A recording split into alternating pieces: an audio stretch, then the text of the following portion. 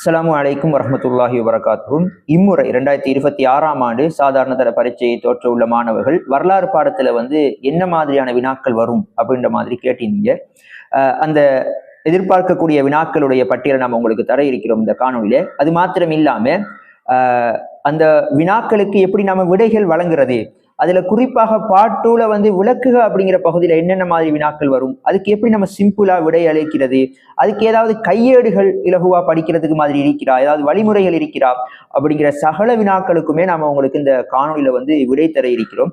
அதனால ரொம்ப கவனமா அந்த காணொலியை முழுமையாக நீங்க பாருங்க. இது உங்களுக்கு மிகவுமே பிரயோஜனமாக இருக்கும் அப்படிங்கிறத நீங்களே புரிஞ்சு கொள்வீங்க. ரைட், இப்ப பாருங்க, நான் இந்த தடவை என்ன மாதிரியான வினாக்கள் வரும் அப்படிங்கிறத உங்களுக்கு எடுத்து காட்டுறதுக்கு முன்னால சென்ற தடவை ஓயல் பரீட்சையை சந்திக்கக்கூடிய மாணவர்களுக்கு இந்தந்த பாடங்களை கற்றுட்டு போங்க, கட்டாயமாக இந்த பாடங்கள் வரும் அப்படிங்கிற மாதிரி நம்ம ஒரு பட்டியல் நம்ம வழங்கியிருந்தோம். அந்த பாடங்கள் அந்த மாணவர்களுக்கு அந்த எக்ஸாம்ல அப்படியே வந்திருந்ததை அந்த மாணவர்கள் சந்திச்சதை நம்ம பார்த்தோம். இப்ப பாருங்க, நான் உங்களுக்கு உதாரணம் எடுத்து காட்டுறேன் பாருங்க. இது சென்ற முறை ஓயல் பரீட்சையை சந்திக்கக்கூடிய மாணவர்களுக்கு நாம வழங்கி இருந்த எதிர்பார்க்கை வினாக்கள்.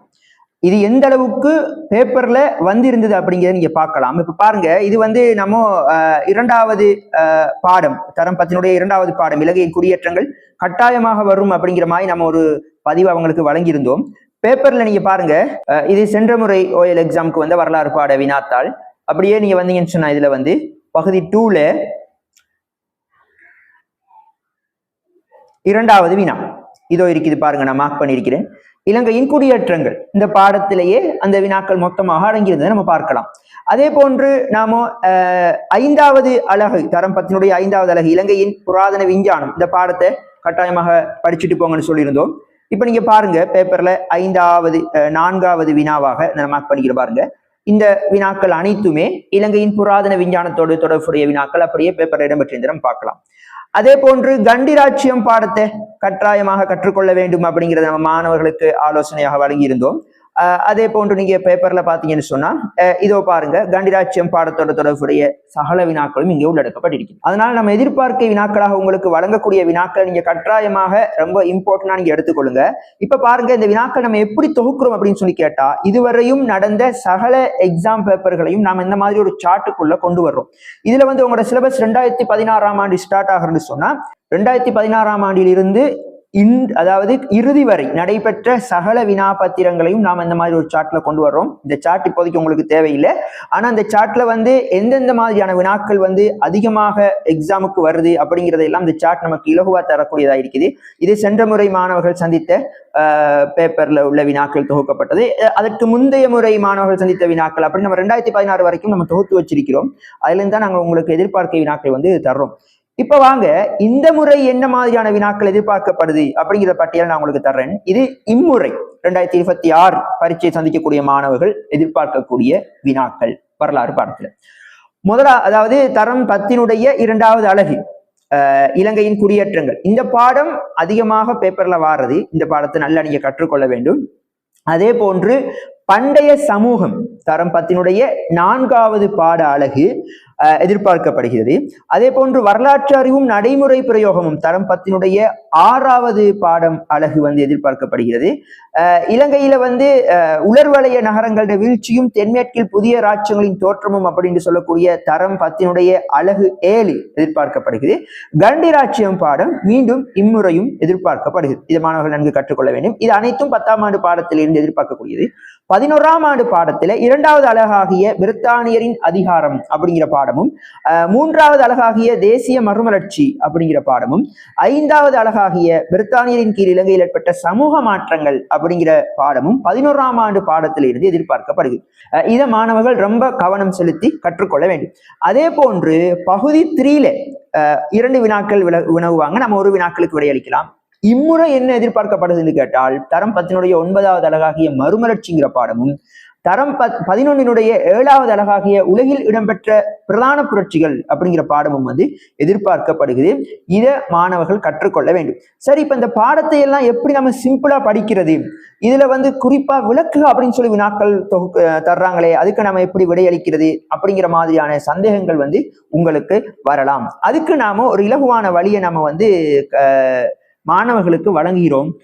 என்ன அப்படின்னு சொல்லி கேட்டால், அதாவது தரம் 10ல உள்ள மொத்தமாக 10 பாட அலகுகளுக்குமே வந்து நாங்கள் 2 வகையான கையேடுகளை வந்து நம்ம தயாரிச்சிருக்கிறோம். பாருங்க, இதுல நீங்க பார்க்கக்கூடியது, அதாவது தரம் 10னுடைய 10 பாட அலகுகளுக்குமே பார்ட் 1 வினாக்கள் என்ன மாதிரி வினாக்கள் கேட்பாங்க, அதுக்கு நம்ம எப்படி விடையளிக்கிறதுங்கிறது தொகுக்கப்பட்டிருக்குது. இப்போ நீங்க உதாரணத்துக்கு பார்த்தீங்கன்னு சொன்னால், இது வந்து தரம் 10னுடைய 8வது அலகு கண்டிராட்சியம் பாடத்திற்காக தொகுக்கப்பட்ட இந்த கையேடு. கண்டிராட்சியம் பாடத்தோட தொடர்பானது.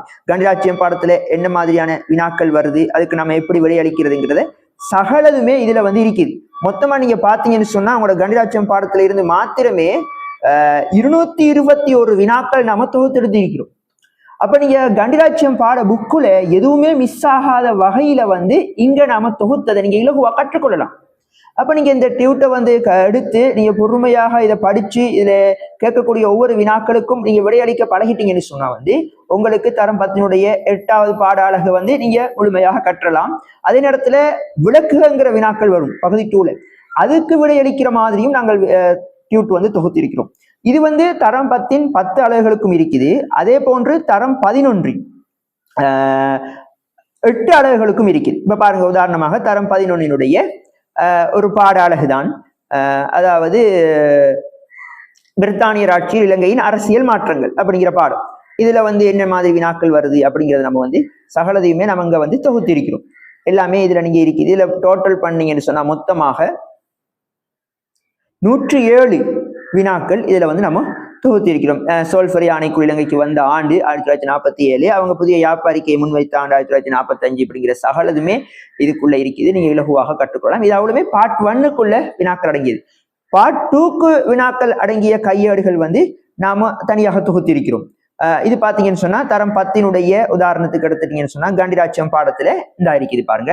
இது வந்து பகுதி 2ல வினக்கூடிய வினாக்களுக்கு விடையளிக்கக்கூடிய முறை. விமல தர்மசூரி என்ற சந்தித்த சவால்கள் 3ஐ குறிப்பிட்டு விளக்கு சொல்லி கேட்கலாம். கண்டிராட்சியம் பாடத்துல மன்னன் செனரத் எதிர்நோக்கிய சவால்கள் 2ஐ குறிப்பிட்டு விளக்குக. அப்படி 2ஆம் ராஜசிங்கன் எதிர்நோக்கிய சவால்கள் 3ஐ குறிப்பிட்டு விளக்குக. அப்படியே தொடர்ந்து வந்தீங்கன்னு சொன்னா வந்து கண்டிராட்சியத்தை ஆங்கிலேயர் கைப்பற்றுவதில் செல்வாக்கு செலுத்திய காரணங்கள் 2ஐ குறிப்பிட்டு விளக்கு. அதாவது கண்டிராட்சியம் பாடத்துல என்ன மாதிரி பார்ட் 2ல வினாக்கள் வருது, அதுக்கு நம்ம எப்படி விடையளிக்கிறதுங்கிறது விடையோடவே இங்க வந்து நம்ம டியூட்ல வந்து இருக்குது. இந்த 2வது பார்ட் 2 டியூட்டை பொறுத்த வரையில தரம் 10னுடைய 10 அலகுகளுக்கும் இருக்குது, தரம் 11னுடைய 8 அலகுகள், மொத்தமாக 18 அலகுகளுக்குமே இந்த மாதிரியான டியூட் வந்து இருக்குது. அதே போன்று இந்த டியூட்ல உள்ள வினாக்கள் உங்களுக்கு எந்த அளவுக்கு பிரயோசனமானது அப்படிங்கிறத நீங்க பாக்குறதுக்கு ஒரு உதாரணம் உங்களுக்கு எடுத்து காட்டுறேன் பாருங்க. சென்ற வருடம் 2வது பாடத்துல பார்ட் 2ல பாருங்க, ஒரு கேள்வி ஒன்று கேட்கிறாங்க. முன் வரலாற்று கால மனிதன் வாழ்க்கையில் ஏற்பட்ட 2 மாற்றங்களை விளக்குக. பாக்குறீங்க தான், எங்க இருக்கிறது வினா. இந்த வினாவுக்கு அப்படியே நீங்க வந்தீங்கன்னு சொன்னால் நம்ம பேப்பர்ல டியூட்ல அதாவது எடுத்து காட்டுறோம் பாருங்க. 2வது பாட டியூட்டை நீங்க எடுத்தீங்கன்னு சொன்னால் கொஞ்சம் பெரியதாக காட்டுறோம் பாருங்க. வந்து முன் வரலாற்று காலத்துல ஏற்பட்ட மனிதன் வாழ்க்கையில் ஏற்பட்ட மாற்றங்களை வந்து கேட்கிறாங்க. இந்த இது முன் வரலாற்று காலம்ங்கிற தலைப்பையே நாங்க போட்டு எடுத்திருக்கிறோம். அப்படியே வந்தீங்கன்னு சொன்னா இந்த ஐக்கியம் முன் வரலாற்று கால மக்களின் வாழ்க்கை முறையில் ஏற்பட்ட குடியிருப்பு தன்மைகள் 3ஐ குறிப்பிட்டு விளக்குக. நிலையான வீடுகள் அமைத்து வாழ்ந்தமை, மட்பாண்டங்கள் பயன்படுத்தியமை, அதெல்லாம் விளக்கத்தோடவே இருக்குது. அப்ப நீங்க எக்ஸாம்ல அந்த வினாக்களுக்கு விடை அளிக்கிறது உங்களுக்கு சிம்பிளா இருக்கு. பாருங்க, வரலாற்றுக்கு முற்பட்ட கால மனிதன் வாழ்க்கையில் ஏற்பட்ட 2 மாற்றங்கள்: மட்பானங்கள் செய்து வாழ்ந்தமை, வீடு அமைத்து வாழ்ந்தமை, இரும்பு உலோகங்களை பயன்படுத்தி எல்லாமே டியூட்ல நமக்கு இருக்குது. சிம்பிளாக எடுத்துலாம். அடுத்தது பாருங்க, ஆரம்ப வரலாற்று கால கிராம குடியிருப்புகளில் காணப்பட்ட 3 பண்புகள் கேட்டுக்கிறாங்க இல்லையா?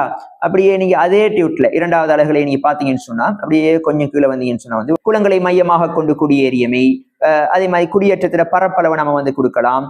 அதே போன்று வந்து குடும்பங்களாக குடியேறியமை, பொதுவாக ஒரு குடும்பத்துல 5-6 குடும்பங்கள் காணப்பட்டது அப்படிங்கிற தகவல்கள் எல்லாமே வந்து விளக்கத்தோடவே வந்து வருது. அப்படிங்க விளக்கத்தோடவே எடுக்கிறது உங்களுக்கு சிம்பிளா இருக்கு. 3வது பாடத்துல வந்து கேட்டுக்கிறாங்க.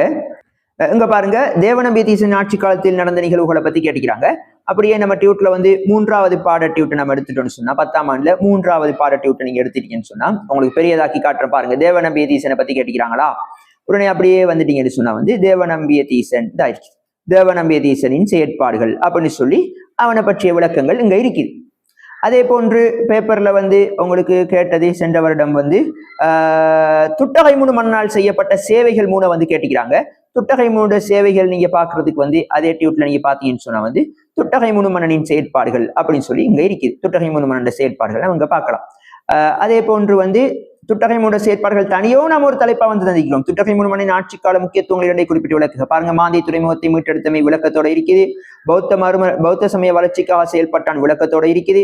எல்லாரோட சண்டை பிடிச்சதெல்லாம் அதுக்காக தான் அவன் சண்டை பிடிச்சான். அப்ப இங்க வந்து உங்களுக்கு விளக்கத்தோடவே இருக்குது. இந்த டியூட்ஸ்களை பொறுத்த வரையில தரம் 10க்கு மொத்தமாக 10 அலகுகளுக்குமே பார்ட் 1 டியூட், பார்ட் 2 டியூட் அப்படின்னு சொல்லி தனித்தனியே இருக்குது. தனி 10 அலகுகளுக்கும். தரம் 11 நீங்க எடுத்துட்டீங்கன்னு சொன்னா அதே போன்றுதான். பகுதி 1 வினாக்களுக்கான 8 அலகுகளுக்கும் 8 டியூட்ஸ் இருக்குது. பகுதி 2 வினாக்களுக்கான 8 அலகுகளுக்கும் 8 டியூட்ஸ் வந்து இருக்குது. மொத்தமாக 18 அலகுகளுக்கும் தரம் 10ல 10, 11ல 8, டோட்டல் 18 அலகுகளுக்கும் இந்த டியூட்ஸை நீங்க எடுத்து படிச்சா உங்களுக்கு ரொம்ப பிரயோசனமா இருக்கு. இந்த டியூட்ஸை நாம வந்து எங்களோட கல்வி நிலையத்துல கட்டக்கூடிய மாணவர்களுக்கு நம்ம வழங்கி அதுல பெரியோரு மாற்றம் உருவாகுது அப்படிங்கிறத தெரிஞ்சதுக்கு பின்னாலதான் வந்து நாம இதை வந்து இணையதளங்கள்ல மாணவர்களுக்கு வழங்குறதுக்கான ஏற்பாடை வந்து நம்ம செஞ்சிருக்கிறோம்.